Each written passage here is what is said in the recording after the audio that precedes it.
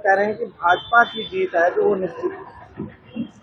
मैंने पहले दिन भविष्यवाणी कर दी थी और बीच बीच में भी करता रहा हूं कि दिल्ली में भारतीय जनता पार्टी जीतेगी।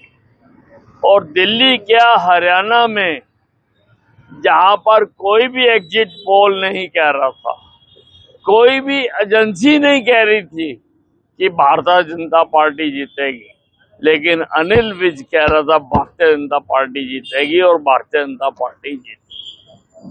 तो दिल्ली में भारतीय जनता पार्टी सरकार बनाने जा रही है। संजय राउत ने कहा है कि दिल्ली का चुनाव नहीं, पैसे का खेल है और बीजेपी पैसे का खेल खेल रही है। अब रोने वाले तो रोते रहेंगे, जीतने वाले जीत गए। पंजाब के एनआरआई मामले के मंत्री कुलदीप सिंह धालीवाल ने कहा है कि मोदी जी कहते हैं कि ट्रंप उनका दोस्त है और ट्रंप ने भारतीय युवाओं को वापस भेजा है। इस मामले में मोदी जी को बात करनी चाहिए। देखिए, इलीगल तरीके से किसी भी देश में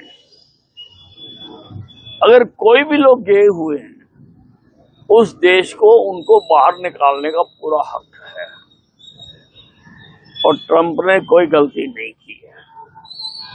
और मैं कहता हूं कि हमें उससे उदाहरण लेते हुए हमारे देश में भी लाखों करोड़ों लोग इलीगल घूम रहे हैं, उनके बारे में सोचना चाहिए। जमते कोई और है, रोटियां हम खिलाते हैं, क्यों? जिन्होंने जम्मे हैं जाए वहां पे। हमें भी कोई नीति बनानी चाहिए कि उनको उनके ही देशों में पहुंचाया जाना चाहिए। आपने एक ट्वीट किया है जिसपे आपने निशाना साधा है, क्या कहेंगे सर?